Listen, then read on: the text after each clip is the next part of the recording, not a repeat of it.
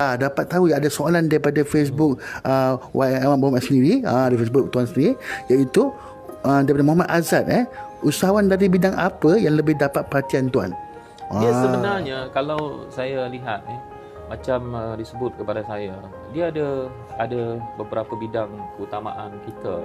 Sebenarnya kalau kita lihat, kita banyak di Melaka ni banyak keusahawanan dari segi industri pelancongan kita.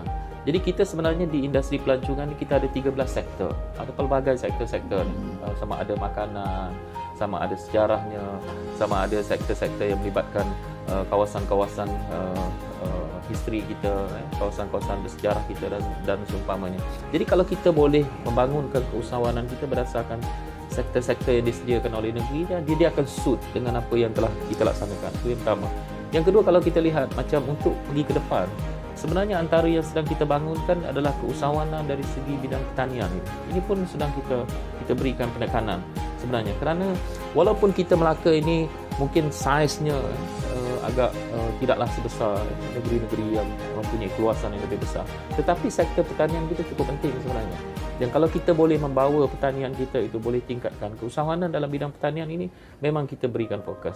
Sebab itu bila saya pergi untuk tahun 2020 ni, kita mensyaratkan setiap DUN itu mesti melihat balik potensi pertanian dalam DUN masing-masing, termasuk di kawasan-kawasan bandar. Sebab itu kalau kita lihat bandar, bukan maksudnya kita tidak boleh melaksanakan pertanian. Kita ada bangunan, kita ada rumah-rumah kedai yang kadang-kadang dibiarkan. Sebenarnya sektor pertanian boleh sampai ke tahap itu, dan sebenarnya sudah pun dilaksanakan oleh beberapa pihak swasta dan NGO untuk memulakan sektor-sektor pertanian ini di kawasan-kawasan bandar. Sebab itu kalau ditanya tadi, persoalan tadi, sebenarnya semua sektor itu kita berikan penekanan.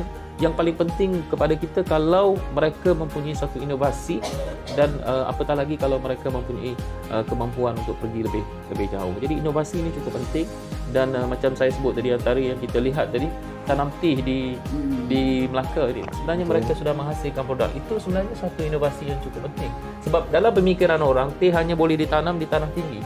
Sedangkan sebenarnya teh boleh ditanam di tanah rendah. Begitulah juga dengan penanaman anggur sebagai satu contoh. Kalau dulu orang fikir tanam anggur hanya boleh di tanah tinggi, bukan cuaca kita. Tapi sebenarnya kita tidak boleh membatasi pemikiran kita dengan keusahawanan ini. Saya rasa kita mesti di luar daripada kotak kebiasaan kita, baru kita boleh pergi ke depan. Betul-betul. Kalau keusahawanan masih di dalam kotak pemikiran yang biasa-biasa, contoh macam mana kita nak bersaing dengan saing-saing yang ada sekarang kan. Jadi bila kita di luar kotak, di luar tempurung, insya-Allah kita boleh pergi lebih jauh. Dari segi terutama marketing online tadi, dia mempercepatkan capaian kita kan. Okey, kita nak mencari soalan-soalan untuk Yang Muhammad, tapi sebelum tu mungkin kita boleh baca sedikit daripada komen-komen membina daripada yang datang menonton live kita pada hari ini. Daripada Azlifah Idris, Tahniah Tim Melaka atas penganjuran, Tahniah Ketua Tim Melaka kerana memberi sokongan kepada usahawan negeri Melaka. Juga daripada Cik Rohim, terima kasih yang join live, dan juga kepada penonton kita pada hari ini. Dan ada soalan daripada Adolf, namanya Adolf. Apa pancangan kerajaan Melaka bersama Kementerian Usahawan?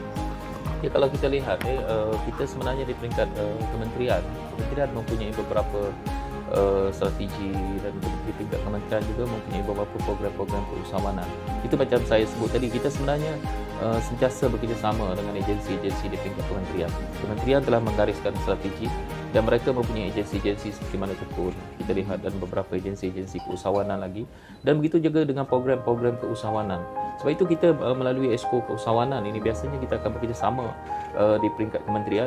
Kita akan tengok potensi usahawan-usahawan kita di bawah ini, sama ada mereka usahawan mikro, usahawan kecil, yang mana kita boleh memberikan terus kepada, macam saya sebut tadi, Amanah Finance House, kita akan terus ke Amanah Finance House. Tetapi bagi mereka yang mungkin mempunyai suatu potensi yang lebih besar, memerlukan bantuan di peringkat keusahawanan yang lebih besar, ataupun di peringkat sederhana, itu kita akan berkomunikasi dengan kementerian di peringkat Kementerian Keusahawanan.